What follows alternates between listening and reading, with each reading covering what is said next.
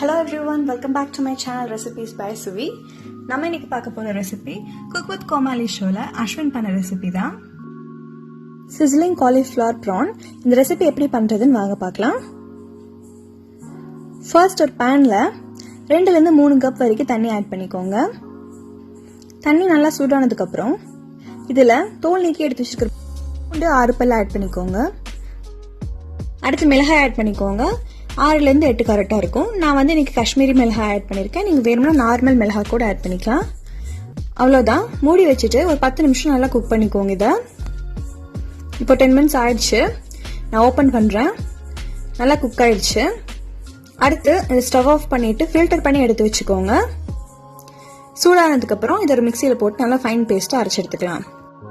ஒரு மிக்ஸி ஜார்ல நல்லா சூடானதுக்கு அப்புறம் மிளகாய் பூண்டு ஆட் பண்ணிட்டு தண்ணி விடாம ஃபர்ஸ்ட் அரைச்சுக்கோங்க. அதுக்கப்புறம் நம்ம பாயில் பண்ணி யூஸ் பண்ண வாட்டரை கொஞ்சம் கொஞ்சமா ஆட் பண்ணி நல்லா ஃபைன் பேஸ்டா அரைச்சு எடுத்துக்கோங்க. அவ்வளவுதான். இப்ப அரைச்சு ரெடியா இருக்கு. அடுத்து நம்ம ப்ரானை மேரினேட் பண்ணிடலாம். அதுக்கு ஒரு பவுல்ல 3 டேபிள் ஸ்பூன் மைதா மாவு ஆட் பண்ணிக்கோங்க. அடுத்து 1 டேபிள் ஸ்பூன் கார்ன்ஃபிளவர் மாவு. அடுத்து உப்பு தேவையான அளவு. நான் ஒரு 1/2 டீஸ்பூன் உப்பு ஆட் பண்ணிருக்கேன். அடுத்து ஸ்பைஸ்க்காக ஒரு 1/2 teaspoon red chilli flakes add பண்ணிக்கோங்க. அடுத்து 1/2 டீஸ்பூன் ஆரிகானோ. ஃபைனலா பிளாக் பெப்பர் பவுடர் ஒரு 1/2 டீஸ்பூன் ஆட் பண்ணிக்கோங்க. அவ்வளவுதான். அடுத்து ஒரு விஸ்க் வச்சு ஃபர்ஸ்ட் நம்ம ட்ரை இன்கிரிடியன்ட்ஸ் நல்லா மிக்ஸ் பண்ணிக்கலாம். இப்போ நல்லா மிக்ஸ் பண்ணியாச்சு. அவ்வளவுதான். அடுத்து இதுல கொஞ்சம் கொஞ்சமா வாட்டர் ஆட் பண்ணி நல்லா பேட்டர் மாதிரி ரெடி பண்ணிக்கலாம். நான் 1/4 கப்புக்கு கம்மியான தண்ணி ஆட் பண்ணிருக்கேன். இதை நல்லா மிக்ஸ் பண்ணிக்கலாம். எந்த ஒரு கட்டி இருக்க கூடாது.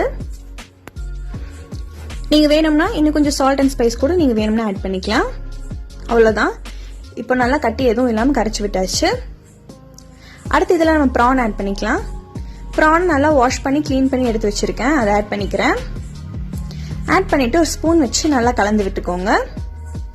இது மினிமம் 1/2 an hour மேரினேட் பண்ணி வச்சிருங்க. கரெக்டா இருக்கும். அவ்வளவுதான். இப்போ ரெடி ஆயிடுச்சு. இது ஓரமா இருக்கட்டும். நெக்ஸ்ட் ஒரு பேன்ல ஒரு 2 கப் வாட்டர் ஆட் பண்ணிக்கோங்க. வாட்டர் நல்லா சூடானதுக்கு அப்புறம் ஒரு 1/2 டீஸ்பூன் உப்பு ஆட் பண்ணிக்கோங்க. அடுத்து நம்ம வாஷ் பண்ணி க்ளீன் பண்ணி வச்சிருக்க காலிஃபிளவர் கொஞ்சம் ஆட் பண்ணிக்கிறேன். நான் ஒரு 1/2 பூ தான் எடுத்திருக்கேன். அதை ஆட் பண்ணிக்கிறேன். நீங்க வேணும்னா சின்ன சின்ன பூவா கட் பண்ணிட்டு நீங்க ஆட் பண்ணிக்கலாம். நான் அப்படியே பெருசு பெருசாவே பாயில் பண்ணிக்கிறேன். ஒரு 10 மினிட்ஸ் நல்லா பாயில் ஆகட்டும். நல்லா குக் ஆயிடுச்சு. அடுத்து இதை ஒரு கட்டிங் போர்டுக்கு டிரான்ஸ்ஃபர் பண்ணிடுங்க. இது சின்ன சின்ன பீசஸ் நம்ம கட் பண்ணிக்கலாம். இப்போ கட்டிங் போர்டில் வச்சுட்டேன்.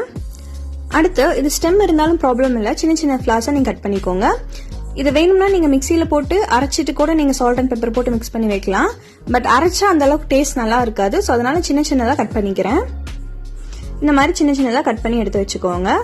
ரொம்ப சிறுசாக இருந்தாலும் ப்ராப்ளம் இல்லை. பிகாஸ் இதை நம்ம மிக்சியில் அரைக்கிறதுக்கு பதிலாக தான் நம்ம கட் பண்ணியிருக்கோம். இப்போ ரிமைனிங் இருக்க எல்லா காலிஃபிளவரும் நான் கட் பண்ணி எடுத்து வச்சுட்டேன். அவ்வளோதான். அடுத்து நம்ம இந்த காலிஃபிளவரை ஒரு பவுலுக்கு ட்ரான்ஸ்ஃபர் பண்ணிடலாம். இப்போ காலிஃபிளவர் வச்சுட்டோம். அடுத்து இதுல ஒரு 1/2 டீஸ்பூன் உப்பு ஆட் பண்ணிக்கோங்க. உப்பு கொஞ்சம் அதிகமா இருந்தா நல்லா இருக்கும். அடுத்து பிளாக் பெப்பர் பவுடர் கொஞ்சம் ஆட் பண்ணிக்கோங்க. நான் ஒரு 1/2 டீஸ்பூன் ஆட் பண்ணிருக்கேன். அவ்வளவுதான். இது ஒரு 4 இல்ல ஸ்பூன் வச்சு நல்லா மிக்ஸ் பண்ணி விட்டுருங்க.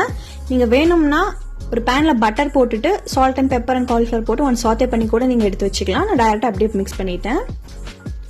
அவ்வளவுதான். காலிஃபிளவர் இப்போ ரெடி ஆயிடுச்சு. அடுத்து ஒரு கடாயில ஒரு 2 ல இருந்து 3 டேபிள் ஸ்பூன் வரைக்கும் ஆயில் ஆட் பண்ணிக்கோங்க. நீங்க வேணும்னா பட்டர் இல்லைன்னா ஆலிவ் ஆயில் கூட ஆட் பண்ணிக்கலாம். ஆயில் நல்லா சூடானதுக்கு அப்புறம் நம்ம மேரினேட் பண்ணி வச்சிருக்க ப்ரானை ஒன்னொன்னா ஆயில்ல டிராப் பண்ணிருங்க. நீங்க வேணும்னா இந்த ப்ராசஸை கம்ப்ளீட்டா ஆயில்ல கூட ஃப்ரை பண்ணி எடுத்துக்கலாம். நான் ஃப்ரை பண்ணல. அப்படியே நார்மலா ஒரு சாத்தே மாதிரி பண்ணிக்கிறேன். இப்போ 2 நிமிஷம் ஆயிடுச்சு. ப்ரான் நல்லா குக் ஆயிருச்சு. ரொம்ப நேரம் குக் பண்ண வேணா ரப்பரி ஆயிரும். அடுத்து இன்னொரு பேன்ல ஒரு 2 ல இருந்து 3 டேபிள் ஸ்பூன் ஆயில் ஆட் பண்ணிக்கோங்க. இந்த ஸ்டெப்புக்கும் நீங்க வேணும்னா ஆலிவ் ஆயில் யூஸ் பண்ணிக்கலாம். அடுத்து இதுல பொடியா நறுக்கி வச்சிருக்க பூண்டு கொஞ்சம் ஆட் பண்ணி நல்லா சாத்தே பண்ணிக்கோங்க. பூண்டு நல்லா குக் ஆனதுக்கு அப்புறம் இதுல ஒரு 1/2 டீஸ்பூன் ஆரிகானோ ஆட் பண்ணிக்கோங்க. நீங்க ஆயிலே ஆரிகானோ ஆட் பண்றப்போ அதோட ஃபிளேவர் நல்லா என்ஹான்ஸ் ஆகும். அடுத்து ஒரு 1/2 teaspoon red chilli flakes add பண்ணிக்கோங்க. ஆட் பண்ணிட்டு ஒன்ஸ் நல்லா மிக்ஸ் பண்ணிடுங்க. மிக்ஸ் பண்ணதுக்கு அப்புறம் பொடியை நறுக்கி வச்சிருக்க பெரிய வெங்காயம் ஒரு 1/2 கப் ஆட் பண்ணிடுறேன். அனியன்ஸ் ஆட் பண்ணிட்டு நல்லா மிக்ஸ் பண்ணிக்கோங்க. வெங்காயம் நல்லா பொன்னிறமாகிற வரைக்கும் இது நல்லா குக் பண்ணிக்கோங்க. இப்போ ஆனியன்ஸ் நல்லா குக் ஆயிடுச்சு.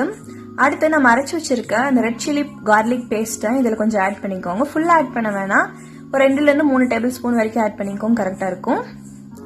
அடுத்து இதில் 1 டேபிள் ஸ்பூன் டொமேட்டோ கெச்சப், அடுத்து சோயா சாஸ் ஒரு 1/4 டீஸ்பூன் ஆட் பண்ணிக்கோங்க.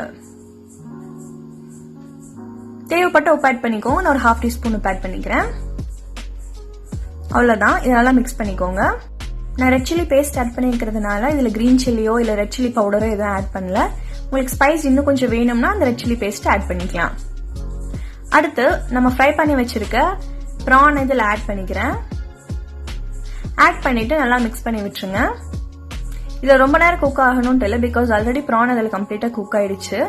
ஜஸ்ட் ஒன்ஸ் மிக்ஸ் பண்ணிட்டு நம்ம இதை இறக்கிடலாம். இப்போ நல்லா மிக்ஸ் பண்ணியாச்சு. அடுத்து இதில் சும்மா ஒரு 2 டேபிள் ஸ்பூன் மட்டும் வாட்டர் ஆட் பண்ணிக்கோங்க, மசால் குக் ஆகிறதுக்காக தான்.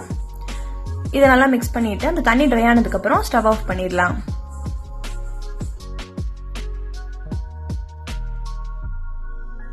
அவ்வளோதான். வாட்டர் இப்போ கம்ப்ளீட்டாக ட்ரை ஆயிடுச்சு அண்ட் மசாலாவோட ரா ஸ்மெல்லும் போய் ப்ரான்குள்ளே நல்லா இறங்கிருச்சு. ஒன்ஸ் மிக்ஸ் பண்ணிட்டு ஸ்டவ் ஆஃப் பண்ணி இறக்கி எடுத்து வச்சிருங்க. அடுத்து நம்ம லேயர் பண்ண ஆரம்பிச்சிடலாம். உங்ககிட்ட சிஸ்லர் இருந்தால் யூஸ் பண்ணிக்கோங்க. நான் நார்மல் பிளேட்டில் தான் எனக்கு அரேஞ்ச் பண்ணுறேன். ஃபர்ஸ்ட் நம்ம 2 கேபேஜ் லீவ்ஸ் எடுத்துக்கிறேன். அது லைட்டாக கட் பண்ணிட்டு ஆட் பண்ணிக்கோங்க, பிகாஸ் அது மடங்காததுக்காக. அடுத்து நம்ம ரெடி பண்ணி வச்சிருக்க இந்த காலிஃப்ளவரை ஒரு லேயர் மாதிரி ஆட் பண்ணிக்கோங்க. இப்போ லேயர் ரெடி ஆயிடுச்சு. அடுத்து நம்ம குக் பண்ணி வச்சிருக்க ப்ரானை வச்சிருங்க. நீங்கள் இந்த காலிஃப்ளவர் மேலே ஃபுல்லாக கூட ப்ரான் வச்சிடலாம். நான் அஸ்வின் வச்ச மாதிரி 3 டிவைட் பண்ணி எடுத்து வச்சுட்டேன். அஸ்வின் பண்ண எல்லா ரெசிபியோட லிங்க் நான் கீழே டிஸ்கிரிப்ஷனில் கொடுத்துருக்கேன், செக் பண்ணி பாருங்கள். இந்த ரெசிபியோட ப்ராசஸ் கொஞ்சம் டைம் எடுக்கும், நிறைய ஸ்டெப்ஸ் இருக்குது. பட் இருந்தாலும் அந்த ப்ரான் அந்த காலிஃப்ளவர் வச்சு சாப்பிட்றப்போ ரொம்ப சூப்பராக இருந்துச்சு. ஸோ மறக்காமல் உங்கள் வீட்டில் ட்ரை பண்ணி பாருங்கள். சிஸ்லர் இல்லைன்னா நார்மல் பிளேட்டில் என்ன மாதிரி வச்சு ட்ரை பண்ணி பாருங்கள். இந்த ரெசிபி நீங்களும் உங்கள் வீட்டில் ட்ரை பண்ணி பார்த்துட்டு எப்படி இருக்குன்னு மறக்காம கமெண்ட்ஸில் சொல்லுங்கள். அடுத்த ஒரு ஈஸியான ரெசிபியோட உங்களை மீட் பண்ணுறேன். Until then, it's bye from Shweta. See you guys in my next video.